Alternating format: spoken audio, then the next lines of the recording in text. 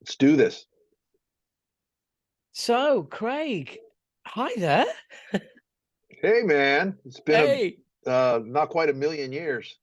Yeah, it's been, and like, I'm sure listeners won't believe this. I couldn't really believe it. I contacted you to do this because I couldn't believe it had been 9 years since I'd had you on. Yeah, And then the forbidden news broke. So I was kind of like, this is just meant to be. serendipity. Is that what they Yeah. call that? One of those You know, dippities.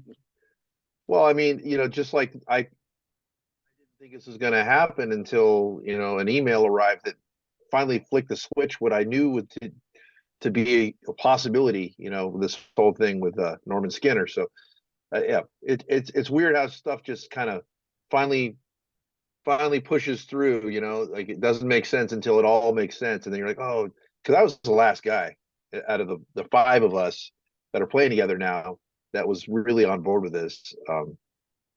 It's, Norman wasn't going to push it, but there's a it, story unto itself. So we can get into any order you want to go, but It's you so lead. no, it's so cool. I mean, I was thinking before we did this, I was thinking like, when we had that chat 9 years ago, and at that time, like the last thing on my mind was like acid rain ever being a thing again, and forbidden was the last thing on your mind ever being a thing again. Yeah. And we've put now bands back together, toured, albums out, stuff like that. You guys are now back together, but you've also done so much in the meantime as well. I Got a have done lot a to catch. lot. Yeah. Yeah, we've got a lot to catch up on.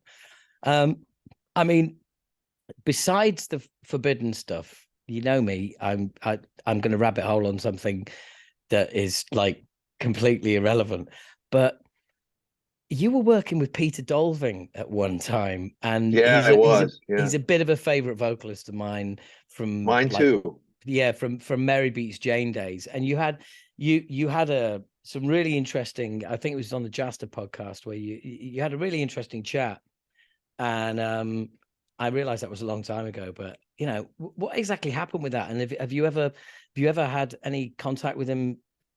Since. Yeah. Yeah. Um, it was, well, first of all, it was a dream of mine to have a singer that was fearless like Peter Dolving. You know, Yeah. he's one of a kind. I love the art. I love the artist. I love his heart. I think he wears it on his sleeve. He's made questionable decisions in his past career before I ever came aboard. And came in, but once you talk to him, you realize that that's all. You know, it's just what he had to deal with, and I mean, you got to respect the man. I mean, you just have to. If you to know Peter is to actually love him and adore him.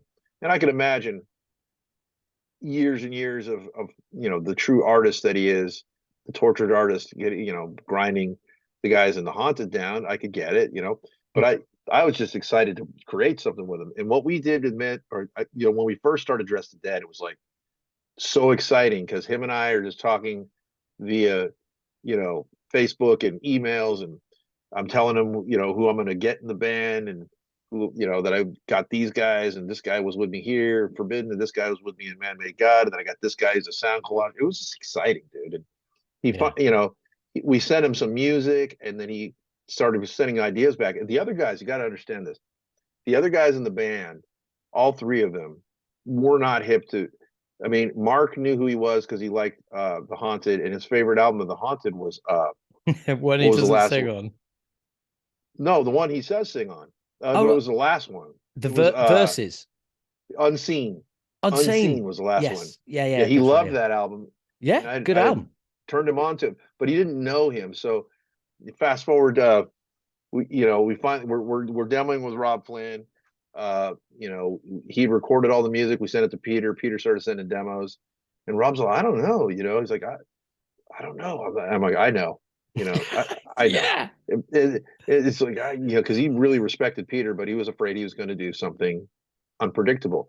But he came here and he was wonderful, and the guys in the band fell in love with him immediately. Like real bro man crush. Like, oh my god, he's great. He's Oh, open. He's open hearted. Because the thing there's to be in a band with somebody who's open hearted is always something for me. It Doesn't always happen. People say they are, but Peter is. So they The love him. words, yeah, the words you want to hear out of someone's mouth is, let's give it a try.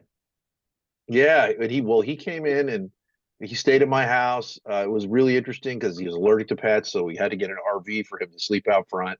Luckily, my bass player had one, so we parked an RV out in front of my house, and we did vocals over a few days, and he blew everyone's mind, including Rob. Rob was like, "Okay, this is special. This is really great." And then we played 2 shows with Death Angel. He got a concussion the first night right before we walked on stage. Uh, my bass player accidentally hit him in the head with his headstock, Shit. and yeah, it was like a crazy bunch of circumstances. But by the time we were done, the demo was finished being mixed. We were all like on the moon, just so happy. Everyone was excited. He went home. He was excited. He was texting me, telling me I want to come out for a week or two at a time so we can work on playing the stuff live and get it going. And then like one morning, I woke up and he had put the whole diatribe on Facebook how he came very close to killing himself, and he just has to give up on the dream of music. He has too many things going on in his life. I think the strain of having people needing to depend on him with all the ailments, like the body stuff he has going on, vertebrae being replaced, hips, like he's damaged himself being so insanely amazing live that Yeah. so he was damaged, dude. And I love him and I never stopped loving him, but we were all shocked. We're like, Yeah. oh, why did you do that on Facebook? Especially because the day before we were making plans. But when people are going through stuff like that, you have to take a step back and just go, you know what, man? I respect that they're going through it, and Yeah. I'll adore the man forever, dude. And he knows that, he knows that. I And mean, in that kind of situation as well, you're right. You have to realize that no matter how hurt or upset you are, it's not about you. It's about someone who's nope. going through something clearly Yeah, major. yeah. But to be completely forthright and honest, I mean, we all had our different stages of this rocket ship that fell off. Like it gets sent into the stratosphere, you quit on Facebook, and then we've all got to deal with the feelings. And those guys got their hearts broken. They just met him.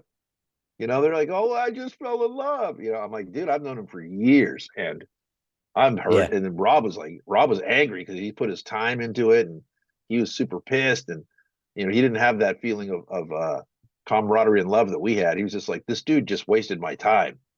Yeah. So there Yeah. was like Yeah. a lot of different stages to it, and then Rob's come around since then. He realizes, that you got to respect somebody's mental stabilities, and he was going through a lot, personal stuff at home, things that aren't really any of our business, and you just have to Yeah. respect it.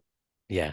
Yeah. No, absolutely. Well, look, I mean, thanks for saying that, but I mean, it's a heartbreaking story. I wasn't even involved, but I've feel for everybody involved. Nobody comes out of that well. Yeah, it's Well, yeah, it took on top of that, we couldn't find a great singer for damn near 9 months. Because it has to, after you have Peter, it's like like Icarus, dude. You get so close to the sun because he's such an artist, and what he did in 1969 alone, his original version of that first song that we put out was so spectacular, and his tuned into the collective conscious of not just Europe and Sweden where he's from, but America and the upcoming election, because it was right before we were writing that song right before Trump was elected, and then we finished it right when he was going to get sworn into office, like a few weeks later. So he saw it all coming, and he nailed it down, and it was a vessel for him to like really paint that picture. The music had this kind of MC5 energy to it, and he just tapped right into it, man. He knew. He said when he said he's going to call the song 1969. I was like, "Oh, you're on it." I'm like, "You're like we have our. We're going to be great. We're going to be a great band." It was devastating to not have somebody of his caliber. yeah. So that took months until Kayla contacted me, and she's great in her own special way. And I was like, how do we get so lucky? Um, And it was that took the band in a complete. Did it take the well? outside looking in, did it Of take the band in a course. completely different direction? Of course it did. Of course it Yeah, did. You yeah, you you go from having a, 40 something year old Swedish, you know, artist to having a 22-year-old black girl, uh, who's like a super phenom talent, like actress, and like, Kayla was like, I mean, she's, one day it's she's in a band called Witch Mountain, and the guitar player of Witch Mountain, and I were talking on one of his shows, and he looks at me, Rob Wrong, he's great, lefty, he plays left, and but he's like, man, so that girl's gonna go places. I don't know if you and me are gonna be there, but she's going places, and I love that. I was like, I feel the same way. Like she's, yeah, once her star catches, she's off and she's running. And yeah, with this forbidden thing happening, I hope she catches. I mean, it'd be great if it's with Dress the Dead, but why should she wait? She's amazing, and yeah. yeah, I got a lot of But love for her.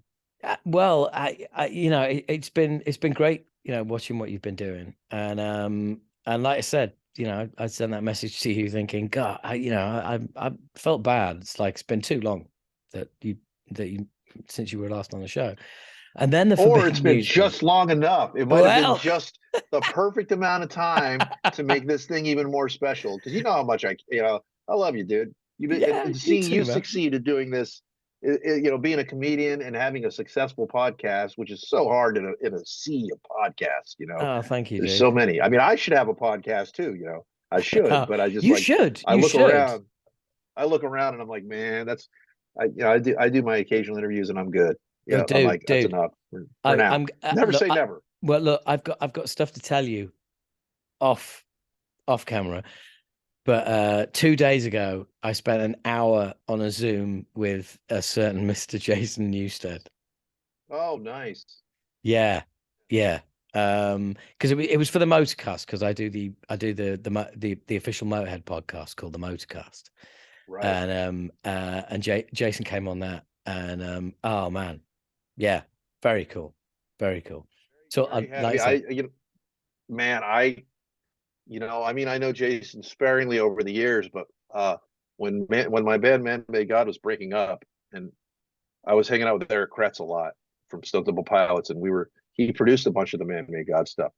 But a mutual friend, excuse me, put us in a situation to go jam with Jason and go sit in his room and do some jamming.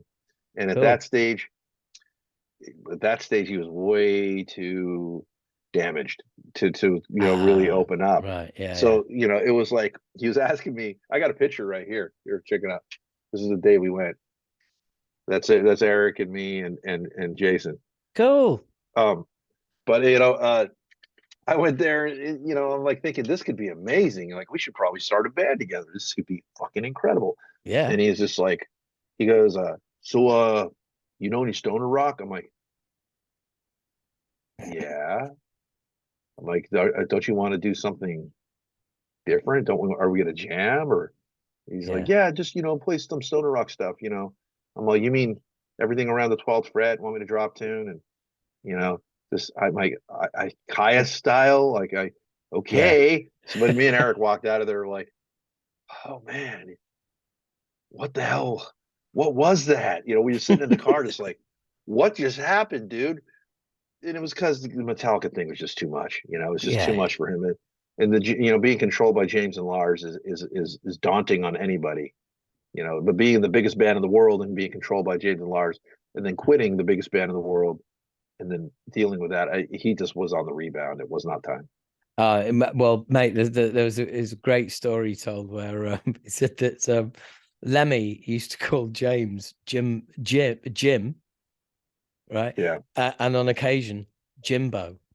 And he said, like, no one calls James Jim. That's like you call yeah, him that once and you get told that that's not acceptable.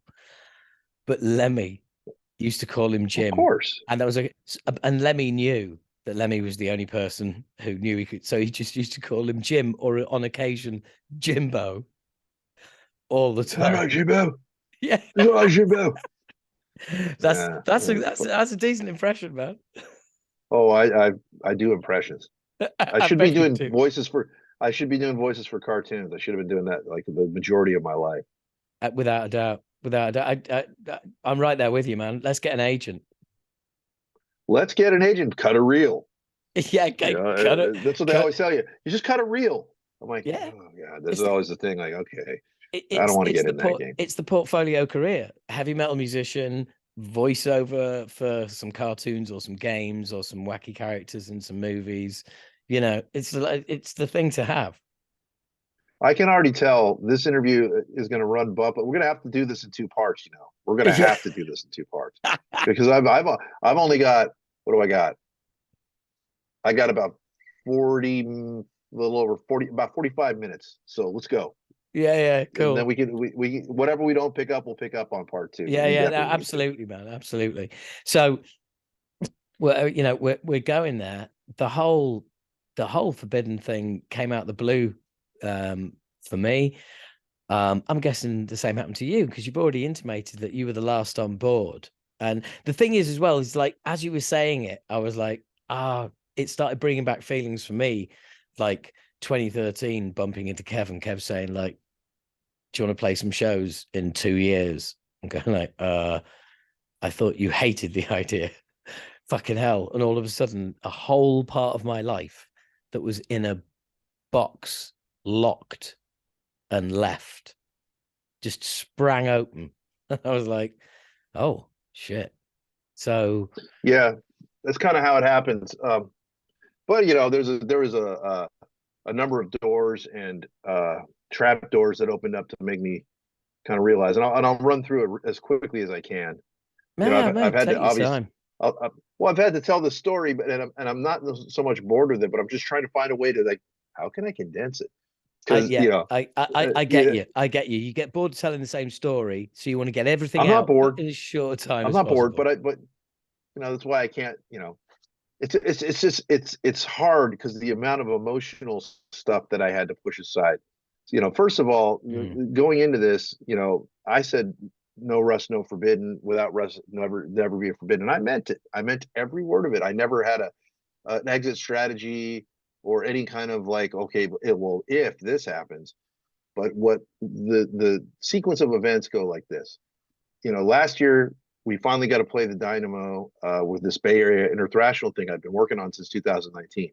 COVID had derailed it twice. I had different people on board, different singers. It's always a moving character cast. The whole idea is to not have anybody that's up on stage playing their own song, yeah, love and it. we can have guests from other, you know, notable bands and whatever. But they can't, you know, if you're playing Bay Area thrash stuff and you're there, you have to stand on the side of the stage and watch the other guys play your stuff. So that Yeah, separates it from any other version of this thing, right? it's a Because it great makes people concept, stretch man. out. Yeah, yeah, it's a great It concept. was cool. Yeah, I got it. They flew me there in 2019, and I literally got it while I was standing there watching Armored Saint. Not that they had anything to do with it, but it was 30 years to the year that I was standing there playing with Armored Saint at that Dynamo when I was like 19 years old. And Right. so, you know, here I am, like, oh, I get it. No, this will be great. And by the way, they were great that day. I thought they were the best I'd seen them in since the Dynamo 30 years ago. They were fantastic. Goosebumps. It was just really, really good. Bush is Um, amazing live.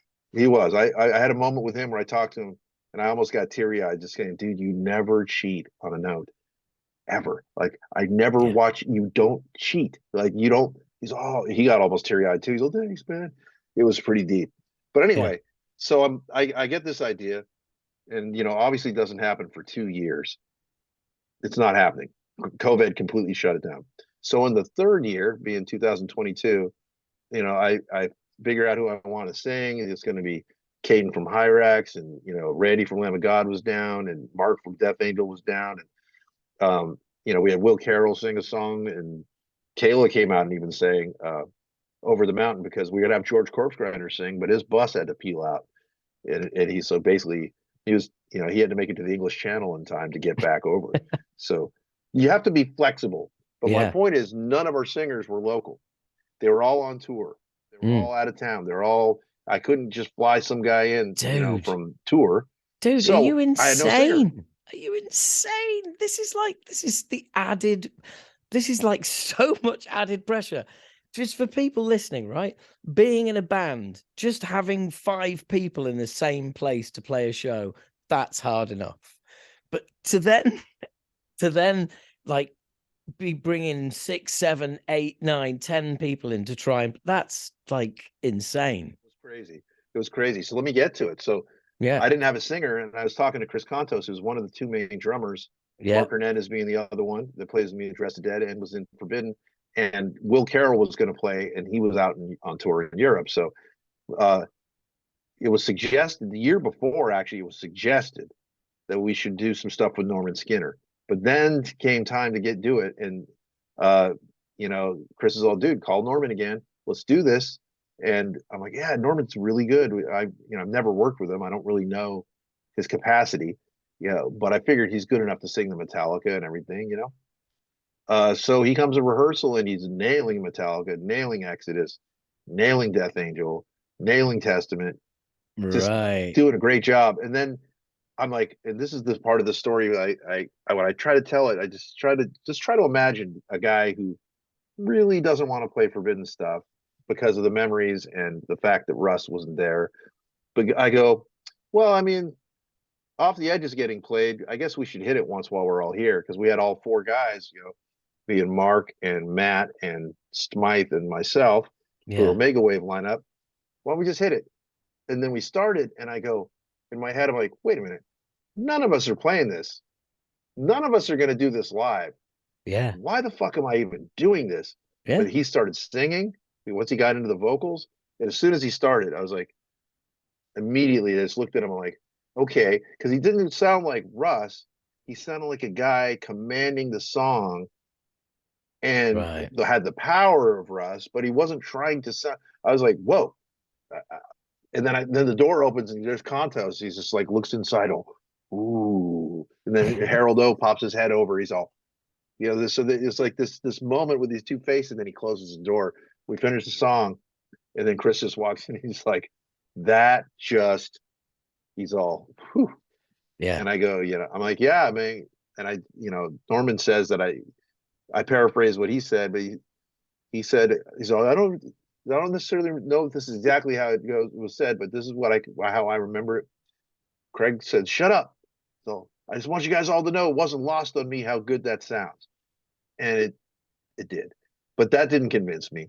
We went to Europe, we did our thing, we come back home, got another show. It's even crazier, Howard. We had over 30 musicians and played like 33, 34 songs. I played on 23 of them. That's We had insane. people flying in from different parts of the country, like, everyone's getting together. And I got a hold of Norman and I said, Norman, you did so good last time just sitting in for us. Why don't you sing some songs with us? That'd be amazing. I'm like, yeah, and I want you to do Chalice of Blood. I'm going to get the guys in Warbringer to do it with you. He's, oh, wow, that's cool. So we didn't hear that until Warbringer showed up the night before the show. And we rehearsed at SIR, which is a big studio here in San Francisco. And once, it's funny because the guys are all ready. And then I see Norman's kind of like, he's up on his heels a little bit. He's like, kind of bouncing around. I'm like, oh, okay, he's getting ready. Dude, they did Chalice. As soon as he went into the scream, everyone's mouth went open, and then just people slowly started turning towards me. I'm like, yeah, I hear it. I get it. That was part two. Then he does the show, and it was incredible. And the crowd was giving me that look, like, I'm like, yeah, I get it. It was these sequence of events still didn't convince me, but I was like, it could be done. That's when I knew it could be done. Ah, I'm like, right. it can be done. Right. So you weren't being Mr. Like, "No, don't everybody fucking tell me that he can do it. I'm gonna be deliberately obstinate." You were kind of in, but not No, quite. I wasn't in yet. What I Ah, was is right. Okay. I wasn't in yet. I wasn't, and I didn't have that attitude about it either. I had an Right. attitude more like out of deep respect for the past and the fact that Russ, can't do it. I just don't see it. But a sequence of other events kind of led down to the road where the day you know, I get an email from the Alcatraz Festival, and I'm paraphrasing again, but it literally was cut to this. Would you be interested in taking Anthrax's spot this year at Alcatraz for the 35th anniversary of Forbidden Evil as an exclusive one-off European show? And would you be interested in having another singer since Russ is retired? And would you also be interested in having Chris Contos play drums because it makes a great story? Wow. Somebody's All been the and I doing their go, homework. no, they weren't, dude. They weren't. And I Oh, know the oh, guy. what? Yeah, just like you getting a hold of me, he was taking a wild stab at it. But Wow. he knows I play with Contos in the boneless ones. Yeah, So, yeah. but see, that's the other rub. So I literally am sitting here, dude. I lean back and I'm like, oh, the universe is telling me something. Okay. I called my manager. I'm like, look, dude, we just got this offer for Forbidden. I never took it seriously, but there's Norman.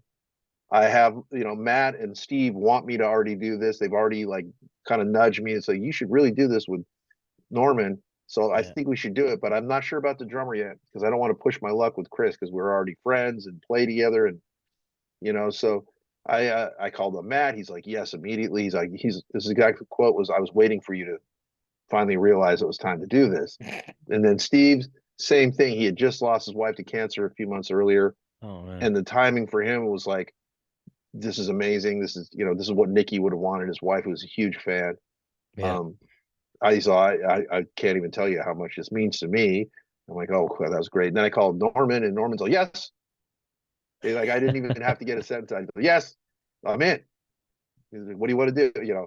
So then I had to figure out the drummer thing, and I did call Chris before I made a bunch of calls, and I said, dude, I'm going to be doing this, and it's not going to put the boneless ones on the back burner for me because we have different worlds. So is it something we should examine, or should we not examine this? And he said, you're probably right. Here's some drummer. He gave me a list of drummers, and I was going to contact all those dudes, and I did, and everybody wanted to do it, but they all live out of town. They all didn't have, like the amount of time that it takes Yeah. to get a Forbidden set together. It takes months. Yeah. It's not weeks. Yeah. It's not days. It's months. So I swung back around and said, look, bro, I can pull the trigger on any one of these guys, but you're here. You're my brother. We play music together. We have great chemistry. This Yeah. will put you in a position where you're being seen in the big stage again. Yeah. Are you going to be resentful if you're watching me do this, or are you going to be with me doing it? Oh, And he's all, let's nice. do it. Let's do it. Yeah. So we Yeah. made that decision. And that's how the lineup came together. Cool. And, it was very organic and real. And, people are like, a few people have asked me, it's like, well, what's up with Mark? Well, Mark had actually had to quit the band and leave in 2011 because of family stuff and shit he was going through. And we had to cancel an entire tour. Our European tour was canceled a week before the tour. So even though I played with him in Dress the Dead, he was not in Forbidden. He Yeah. just wasn't. I couldn't put that kind of pressure on the band, or I didn't want to feel like I had to push him into something and be reliable when I know he's going to have to not be able to do something. Because that was happening for the last year he was in the band. We had to have Gene Hoglan come in and play for us for a while. It's just like it was going on. So that he just wasn't there. In my mind, it wasn't right for him to be there Yeah. for those reasons. Yeah. Well, look, I spent the day with Chris at Bloodstock this year, and I had him on the podcast as well. He's one of my dudes, and it's so cool. It's so cool that this is all happening for you. I mean, I was like talking to him about the boneless ones and everything. He was like just like really excited about it and everything. And now We're playing Dynamo. Boneless and ones are playing Dynamo. It's going to be great. It's going to be awesome. great. So the week before we ever, I mean, we had that book for almost a year, and then this Alcatraz, dude, it was only 6 weeks ago that this email came, so it wasn't like it was like cooking for a long time. Wow. And I told him, like, the last thing I said is like, if we do this together, that's two less plane tickets that we have to pay for. Yeah. And he's like, that's how you break into the band like that, and it's Yeah. the truth. I mean, it's all perfect timing. Yeah. I mean, it just really Yeah. is. Tell them how much money we're saving. Yeah. Oh, and they're supportive anyway. They're great guys. The Bonus Ones is such a fun project, and I hope to keep doing that for years. I hope that there's always an avenue to go and play music that's just super carefree and Yeah. effortless, and it's got all my old influences, my old thrash stuff and my old hardcore influences and rock and roll influences. They're all tied into it, Oh, so it's fun. that's cool as well. That's cool as well. When you were able to do something, like that and incorporate those influences because, thrash, whilst it's fucking awesome and great fun to play and everything else, is quite rigid, even when you push it to its very edge. It And is what that's it why, is. and that's why it went away the first time. You Yeah. know, Yeah, thrash should, exactly. it reached its pinnacle, and then when the Seattle sound came along, which I hesitate to call grunge, it made everything sound as rigid as it was. And But it there's also failed. Yeah. Thrash it was failed to two innovate. things. It was twofold because I think it did innovate to a point where it became very clinical and everyone had the same formula. Yes. Forbidden never fell into that trap. We didn't have like a ballad, an album, and didn't do Yeah. all the things the other bands did. Well, we didn't Yeah. get a chance to. We probably would have if we would have stayed with combat and everything would have went status quo, but we were Well, forced to reflect and evolve because, well, the whole third industry left album, us behind. third album right here. We did do a ballad, but to be fair, it's not really a ballad. But I'm going to plead the fifth on the rest. Um, Well, I never did a ballad until the demos, and then we did So Dark, which is an all acoustic song. And we did a thing called Rest Assured, which is about the passing of my father. And then we ended up doing Blank on Green, but that was like, yeah, whoa, sorry, man, my that's lights right. just if my computer light goes down, then it kind of gets dark. So I can I still get see started. you. There we go. We're good. So yeah, so I mean, I'm all about I don't mind a great ballad, but I just didn't like the Yeah. cheesy formulaic, Oh you no, know. no. I think we've both got the exact same band and the exact same ballad in mind. But yeah, it is what it was what it was. I always say thrash wasn't killed by grunge or killed by death metal or killed by it. It It, wasn't. it turned the gun on itself. It failed to innovate. It died. It blew its own face off. It became too safe. It Yeah, became too yeah, safe. If yeah, if everyone would have maintained that same edge we had in 87, 88, and 89, but by the time 1990 rolled around, it was just like everyone's chasing down success because Metallica did it and then Megadeth did it, and, yeah. so it down the line. So whatever, it's not really worth digressing much. But for the No. kids that don't understand, like for your younger generation, it's hard to even imagine, a state of the world where thrash was king, and then all of a sudden, here comes grunge, and it just sounded better. Yeah, To the collective conscious in that moment is just like, oh, okay, it's a breath of fresh air, and it's back to rock again, and that's cool too. It's heavy, but it's rock. And I think that the world needed that, and we did have death metal, and we had Pantera, and we had Slayer that was middling around up until Divine Intervention, but there wasn't like a whole bunch of none of the old band. Dude, Forbidden might have been the only one with Testament that was stayed together through all that. We stayed yeah, together all the way up until '97. So yeah. And there credit was credit us for giving it the college try. yeah, I mean, well, everybody, everybody went their separate ways. I mean, Creator have even got an album that nudges at industrial, you know. Oh yeah, Um, and grunge, and yeah, not grunge. I hate that word, but they definitely, and to this day, creators evolved a ton. I mean, mm, every time I see Millie, I'm like, dude, all these epic arena rock choruses. Like, where what moment of your life did this happen? You're like, yeah, Satan is real. There's so many great choruses now. If they're a yeah, chorus band. yeah, big time. And also the Maiden influence is the Maiden influence is strong in this one, but it's come to the fore like years down the line where it's kind of like they're afraid to show that side of his I give them a songwriting. lot of credit for doing it. But if you Yeah, if you come in there thinking you're going to see like the old creator, that doesn't really exist anymore. They've yeah, evolved. and that's how you have longevity, because otherwise, like, you die. People stopped coming to see you years ago. um but hey, look, what's the schedule for Forbidden? Because I presume you like in rehearsals, you have you've got the whole thing mapped out. No, we haven't started the rehearsal. Everyone's doing their homework. We were looking to kick it off this weekend.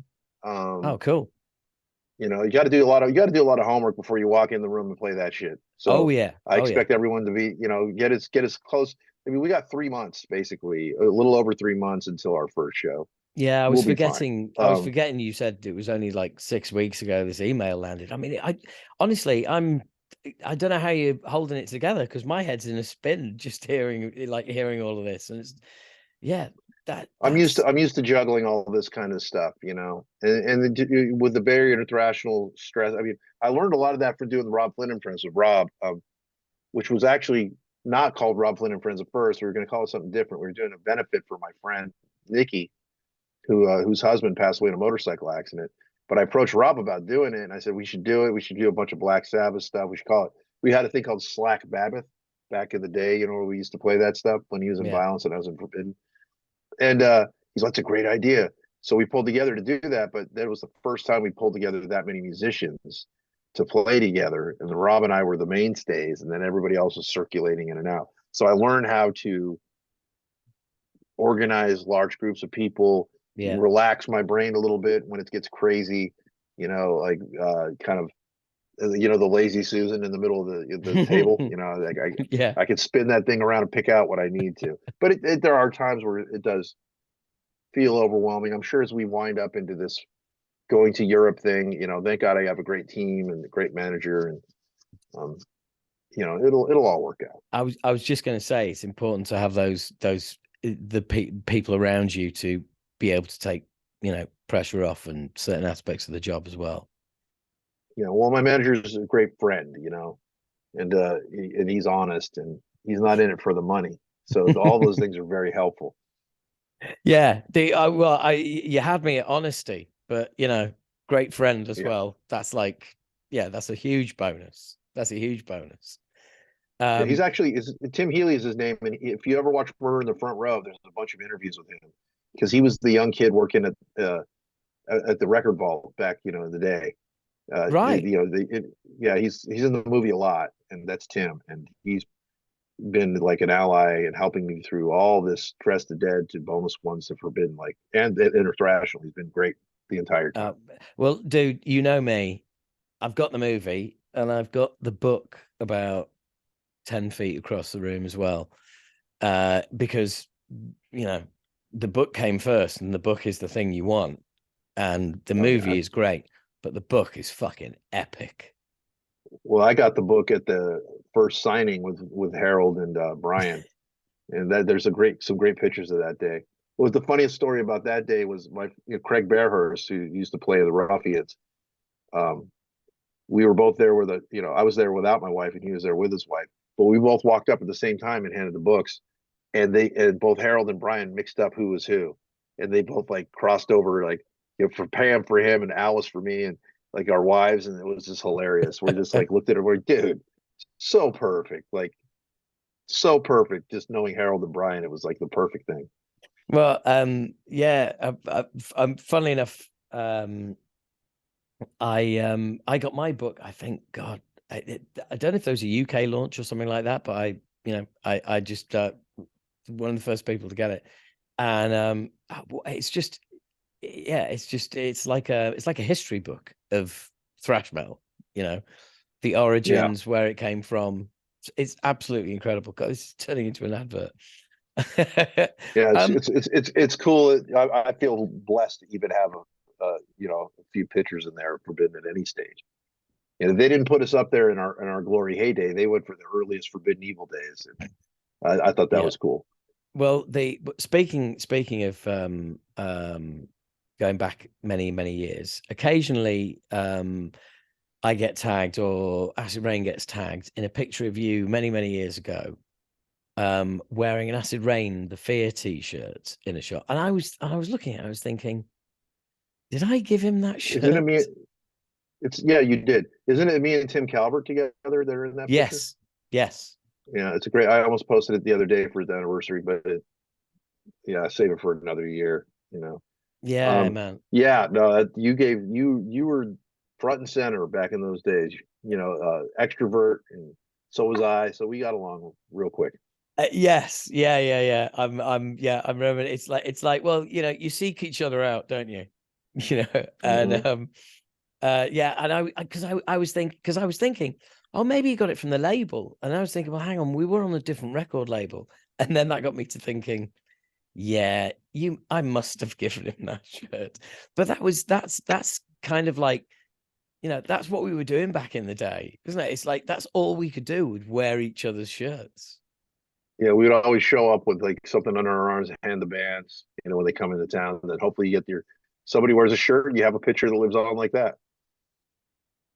Yeah, and yeah, I was absolutely positive that it was, and that was you were touring. That was when Bostaph had broken his arm, wasn't it? Yeah, the first time through, yeah, he broke his arm while we were somewhere in, can't remember exactly what city we were in the UK, but yeah, he broke it out there. And the Oh, beginning of that legacy began, the one armed drummer legacy that oh, that kind of paved his way into getting in Slayer. yes. Yeah, yeah. I'm starting to I'm starting to piece together a story I've heard about. I think I heard this from Phil Rind on that tour about people getting thrown through windows in Bradford. Um, Yeah, but that wasn't the Paul thing. Well, the story, yeah, the story at the time was that he hurt himself loading gear. But the real story, which I won't get into the particulars, where him and Russ were at each other, and Russ was like needling him. Paul turned around and punched a wall was in a castle that had like, you yeah, know 2 foot thick, stone. stone walls, Yeah. and he didn't know it was like it was a curtain in front of it, and he went pow, and he yeah, and I had strep throat that day, and so I was out at the doctor getting antibiotics, and I come back and everyone's just got long faces. Like, oh. And Oh then no. I see Matt, so tour's over. I'm like, what do you mean tour's over? What's going on? They'll talk to Paul. So I went and found Paul, and he's all, dude, don't even ask. Don't even ask, dude. Paul. I said, dude, don't. No. He's all, Yeah. well, I'll play. I'm like, how are you going to play? He's all, we'll see you tomorrow with sound check, but I'm going to play. I'm going to fucking finish this thing. I'm like, so of course I had my doubts. I'm like, okay. But yeah, he did it at sound check. He just changed all his fills into feet, and he found a way to do it. And then there was just the one arm drummer legacy was forever, uh, you know, started through a happy accident. Yeah, And I saw that. I saw you on that tour, and it fucking killed it. And everybody said the same thing. It's like, because at one point, you say, and like, let's hear it for our drummer Paul, who's playing with one arm, and he's holding up in his arm in a cast and all the rest of it. And quite a few. I mean, I knew, but a few people around us were turning around going, "Why did they tell us? I'd never known." well, you got to cheer for a guy who's putting the effort in. I mean, Oh, yeah, but what they were saying was just like, that's amazing. Like, nobody knew. yeah, it was wild. It was wild. I honestly at the time felt like he was playing better because he was more Focus. aligned with the groove. Like Forbidden became a little groovier when he had one arm, and that was helpful to play to. You do realize you do realize that's the line that Blabbermouth chop out the interview and post as a news article. More power to him. Yeah, yeah. I told Paul that. I said, Paul, you've taken it, you've streamlined stuff so it's like easier to play to. He's like, whatever, like it wasn't like, but I mean, it was a crazy time, dude. We pulled that out. We went back to the States, and we started the Exodus tour when he had one arm, Yeah. you know. It's insane. It's And insane. it continued for a while. He really fucked his hand up. Yeah, I mean, just the whole concept is, well, now it would be like, yep, tour's over. Let's Yeah, let's game over, man. Yeah, absolutely. Or actually, no, it'd probably be get another drummer in, because there's always somebody somewhere learning everybody's sets just in case. Well, nowadays it would definitely, it would be different. I mean, but I have ultimate respect for Paul for pulling that off, and it's something, we Oh don't we don't yeah. get to talk about often, but when we do, he'll be like, dude, don't even talk about it. It's Brilliant. Paul's funny, man. Do you I'm still see really him? I do. Whenever he's in town or whenever, he doesn't come around here very often anymore. I shouldn't say whenever he's in town because there's times where he comes and sees his family that nobody knows. I mean, hardly anyone of his old friends gets to see him often, but it's cool. Whenever he came around with Slayer, though, he'd always make sure that we were taken care of. And, Yeah. there's like I'm on the good side of that because like there are certain cliques of friends that don't get to go see Paul, so Right. it's always good to see him. Yeah, I'm really happy for him. I mean, I know he's doing the Kerry King thing, and that is going to happen. That people are like, when is that going to Oh yeah. happen? I have it on good authority that it's actually literally happening now. So, but That they're just super tight about it, so that's good. Yeah, exactly. And the thing is, it's like if you've learned anything from watching and listening to Slayer all these years, it's that you know how Kerry King operates. There's not going to be it's not going to be drip feed. There's not going to be like, videos from the studio. You'll know when it's done. You'll know when you need to know. Yeah, yeah, he's very very direct, and that's the way he wants to keep it for now. So so people are like, well, why didn't you ask Paul? I'm like, what's there to ask, dude? He's busy. Like Yeah. Paul was in the band from 1986 to 1991. You know, Yeah, right. So it's uh, just the five and that was years. it. Yeah, 5 year yeah. span. Yeah, yeah. And it might have been the beginning of '92, but it was basically that, and that was it. And he hasn't been in the band since. And doesn't mean we're not friends. Doesn't mean that he almost did the reunion in 2008 when I got a hold of him in 2007 at the end of 2007. But what's funny is as soon as I made that offer, the Testament guys heard that I'd offered Paul the thing, and then they immediately swooped him up to do Formation of Damnation. Like he Right. got swooped up, like, oh, we can't have that. So they just, and Yeah. which is good for him too, because that worked out good for us because we had Gene Hoglan at first, and that was really really cool. Yeah. Yeah. Oh, well, Gene's a legend. That's that, and that's that. Um, look, I've got to get in touch with Paul somehow because it's been like so many years since we spoke. But I remember I remember being on your bus back in the day, and he's kind of like an extrovert guy as well, from what I remember. A little bit.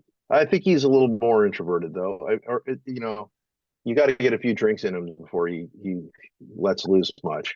That was the And version. That was the I don't. version I met. Yeah, that was the version I met. Yeah, and I don't know how much he drinks anymore, or if he drinks anymore. I don't keep up in that. Yeah, yeah, I mean, yeah. but It yeah, is what it is. Paul's. He would say that it is what it is. That's water under the bridge, dude.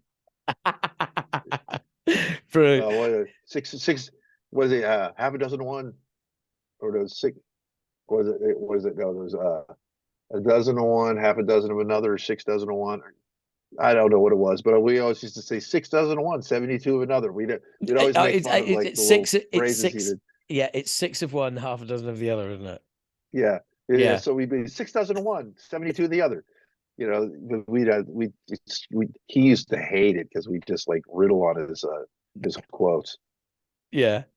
Probably made his decision easier to join Slayer. He's like, I don't have to listen to that shit anymore. Good.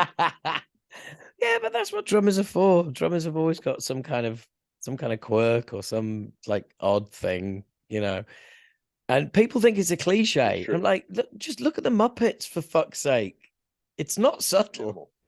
Yeah. Animal. Yeah, I gotta say, that kind of leads into, like just I've been so lucky, Howard, to play with so many great drummers. Starting with Paul to Steve Jacobs, who was just as good, but people again they didn't care. Like whoever, he's Yeah. not in He's, Slayer. yeah, But yeah, yeah. Steve was incredible, and he damaged his shoulder over the years, so he didn't even play anymore. And but from him, and then I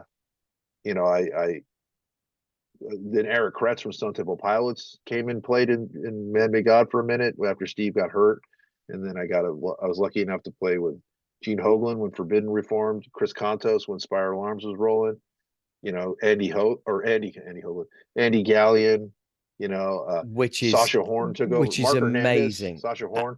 There, Wow. yeah, Andy's great too. All the way to Chris Contos again in this band. Yeah. All these guys, and Mark Hernandez was great. His time in Forbidden, excellent, and with Dressed to Dead too. So I've been lucky. I've Man, been very lucky. dude, that is a list of drummers. That really is. Yeah, I've been very fortunate. People say you're lucky that is true. But I also offer a drummer something, a challenge. To play to things that make them stretch out. So it's copacetic. Yeah, and also, you're lucky, or do you make your own luck? I think there's a lot of making your own luck as well.